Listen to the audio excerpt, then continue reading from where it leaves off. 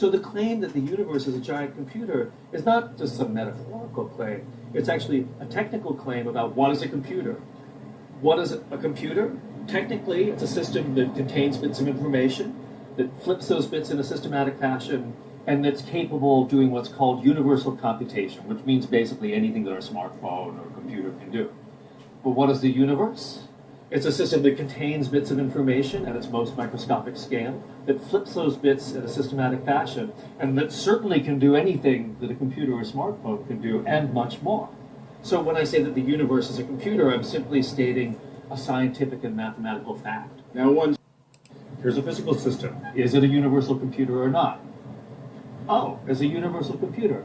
And the way that I figured that out is by trying to make it compute. So I was trying to build quantum computers where you store bits of information on individual atoms, on spins of electrons, sort of electron going like that is 0, electron like that is 1, photon wiggling like that is 0, photon wiggling like that is 1.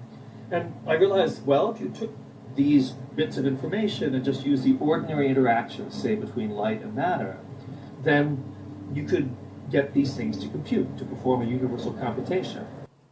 And so, at bottom, the universe is already performing a computation, and that when we're building our quantum computers, we're effectively hacking in to this ongoing computation that is the universe. and you would derive those different realities from the quantum computing nature of the universe? Absolutely, because the universe is quantum mechanical, it's computing, so it inherits everything that a quantum computer can do.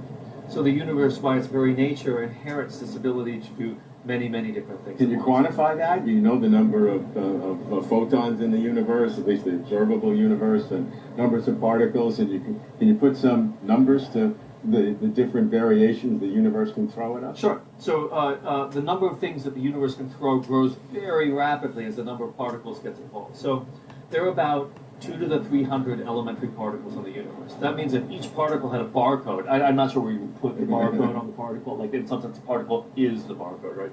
But if you had a barcode, you would have a 300-bit barcode to label each particle in the universe. Now, let's ask how many things you could do with just 300 quantum bits. So let's take a very tiny chunk of the universe, like 300 electrons. It's much, much, much, much smaller than the universe.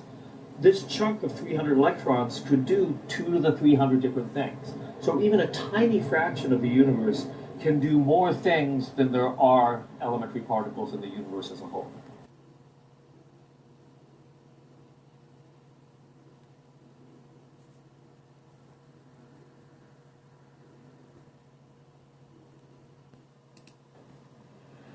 There's a story about a small town in which there was a jewelry store, and like all jewelry stores, or most jewelry stores at least, he had a big clock in his window.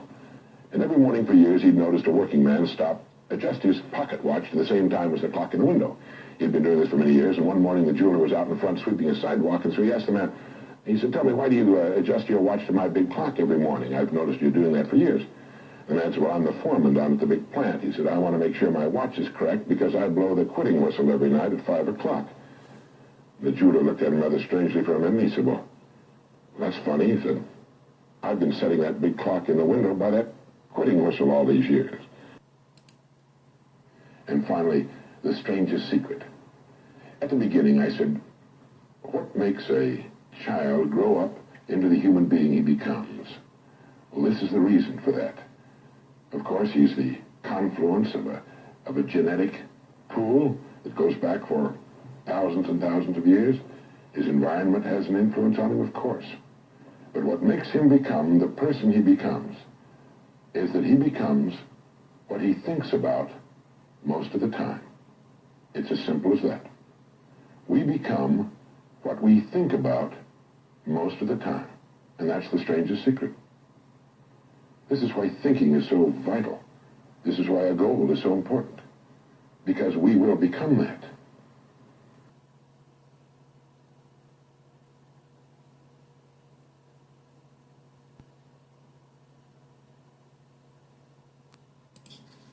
And I might remind everybody that this is an unclassified presentation, so taking notes is possible. You can have improved detection through clutter and amazingly, the targets present larger cross-sections, which means that a target will look bigger when it's illuminated by a quantum radar.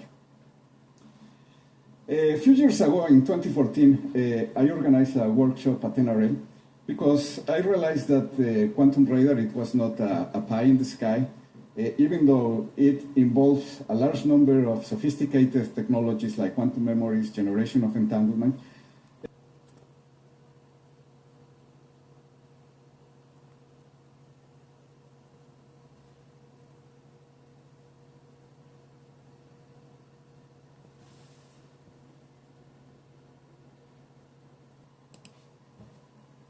The most striking thing is that everybody in the world, up to now, has thought that we evolved something that was generally chimpanzee-like.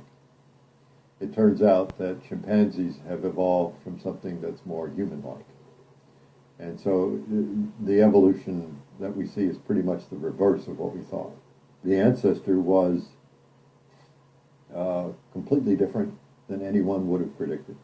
And there's no way you can predict it by looking at either a modern human or looking at a modern chimpanzee.